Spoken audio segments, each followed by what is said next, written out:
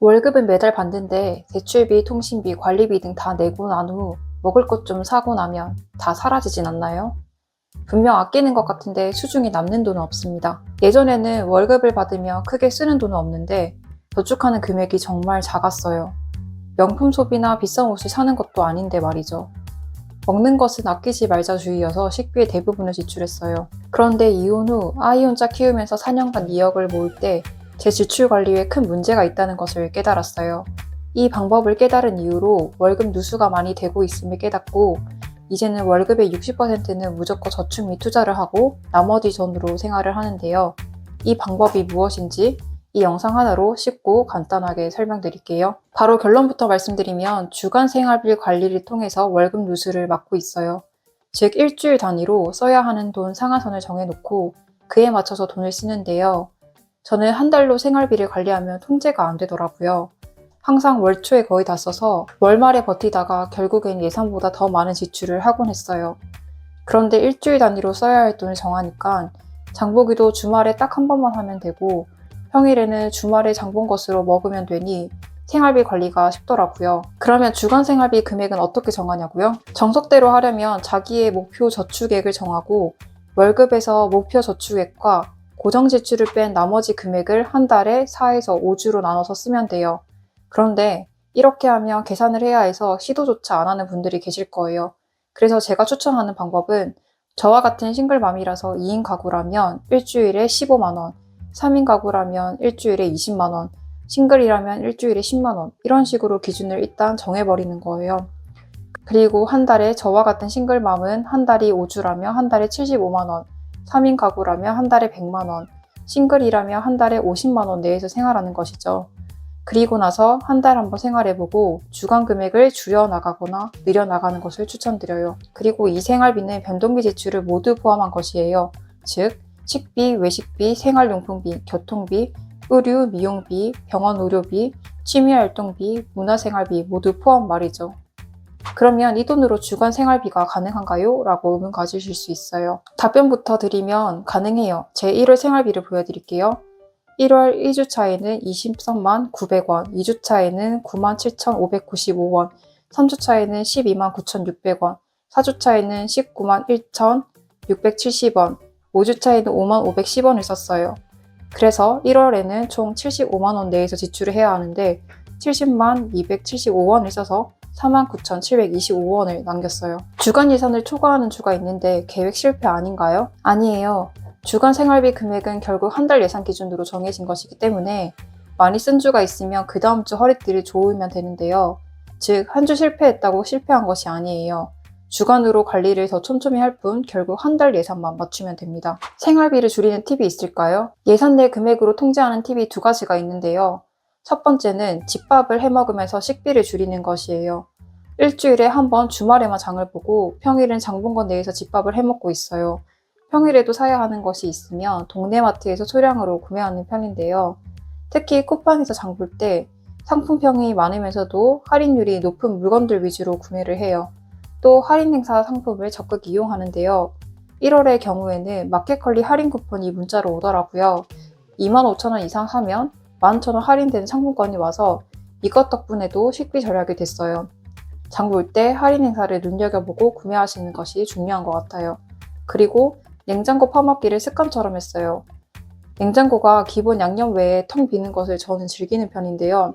그 정도로 저는 매주 장 볼 때 소량으로 구매하고 대신 진짜로 먹고 싶은 것만 사서 그 식재료를 남김없이 먹어요. 예를 들어 카레가 먹고 싶어 감자랑 당근을 사고 감자랑 당근이 남았다면 감자랑 당근을 잘게 잘라서 볶고 계란 한 개 풀어 올려서 볶음밥으로도 만들고요. 고기랑 상추를 사고 고기를 먹고 나서 상추가 남았다면 국수 소면을 삶아서 소면에 상추 넣고 비빔국수 형태로 즐기기도 해요. 이렇게 냉장고 퍼먹기 하는 것도 식재료도 아끼고 환경도 지키니 좋습니다. 두 번째는 식비 외의 지출은 최소화하는 것이에요. 아이 옷 외에 제 옷에는 지출을 안 해요. 이쁜 옷 보면 사고 싶은 마음 당연해요. 그런데 옷도 살 때만 이쁘고 막상 집에 두면 나중에는 산 옷도 그냥 아무 느낌 없더라고요. 그래서 저는 여태까지 산 옷에 감사를 하고 그 옷을 깔끔하게 입으려고만 노력해요. 스티브 잡스도 항상 같은 옷만 입는데 멋있잖아요. 저의 패션 롤모델은 스티브 잡스입니다. 그리고 날이 추워도 내복을 하나 껴입으면 따뜻하거든요. 그래서 최근 1년간은 옷 수선 외에 옷 산 적은 없는 것 같아요. 그리고 화장품은 다이소에서 사고 있어요. 요새 다이소 화장품이 피부과 의사들이 과찬을 할 정도로 호평인 거 아시죠? 저는 다이소에서 3,000원에서 5,000원짜리 화장품을 쓰고 있답니다. 평소에 사용한 유명 브랜드 제품보다 더 잘 쓰고 있어요. 그리고 명절이나 가족 생일 등 행사가 있을 때는 별도 예비비를 둬서 해당 비용 내에서 지출을 하고 있는데요. 즉, 주간 생활비 비용엔 포함시키지 않아요. 절약을 평생 할 계획이기 때문에 지칠 정도로 빠듯하게 조이면 안 된다고 생각을 해요. 그래서 행사가 있는 달은 별도로 예비비를 둬서 관리 중에 있습니다.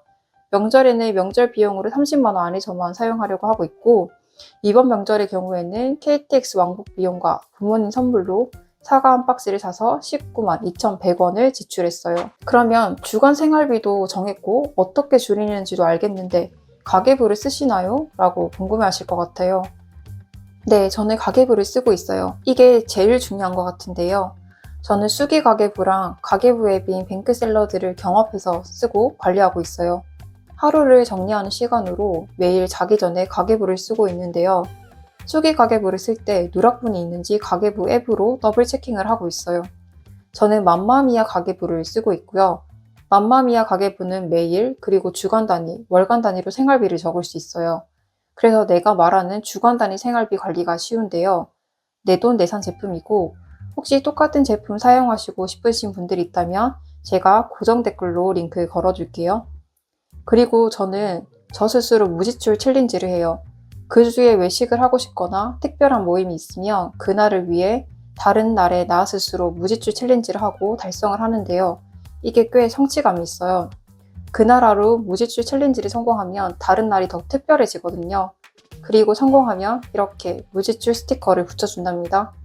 하루 마무리할 때 무지출 스티커를 붙이는 날이 점점 많아질수록 괜히 뿌듯하답니다. 절약을 하는 것은 평생 하는 것이기 때문에 소소한 것에서 행복을 느끼면서 실천하는 것이 중요해요. 그런 점에서 무지출 챌린지도 자기의 하나의 소소한 행복으로 느끼시면서 해보시는 것이 어떨까요? 마지막 팁이에요. 신용카드를 매달이 아닌 매주 정산하는 것인데요. 절약을 하려면 신용카드를 잘라버리고 체크카드만 써야 한다는 분들도 많아요.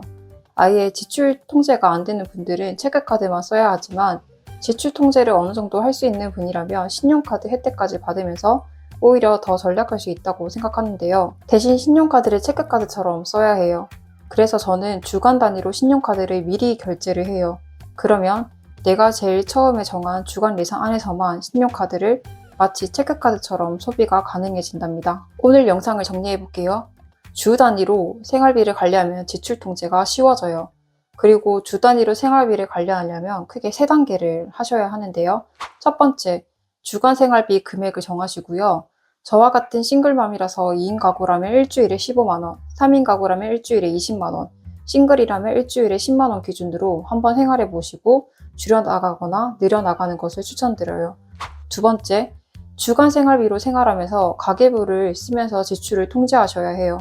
하루를 정리하는 시간으로 매일 자기 전에 가계부를 쓰면서 남은 일주 동안에는 얼마나 지출을 더 할 수 있는지 알 수 있어요. 세 번째, 신용카드를 쓰신다면 주간으로 미리 결제를 하면서 신용카드를 체크카드처럼 써야 해요. 최소한의 안정감은 경제적 실행력에서 만들어지더라고요. 제가 생각하는 최소한의 안정감은 제 주변 사람들의 평균 정도의 삶을 뜻해요.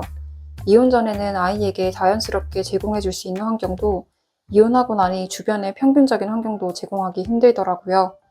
식비와 생활비 절약한다고 얼마 모이겠어? 티끌 모아 티끌 아니야? 라고 부정적으로 생각하실 수도 있지만 부자가 이미 된 사람들의 이야기를 들어보면 모두 작은 것부터 절약하면서 부를 이룬 사람이 훨씬 더 많은 것 같아요. 앞으로 이렇게 제가 공부하고 실질적으로 도움된 재테크나 절약 방법을 공유해 드리려고 해요. 관심 있으신 분들은 계속 구독하고 직접 봐주시면 감사하겠습니다. 오늘 영상이 좋으셨다면 좋아요와 구독도 잊지 말아주세요. 감사합니다.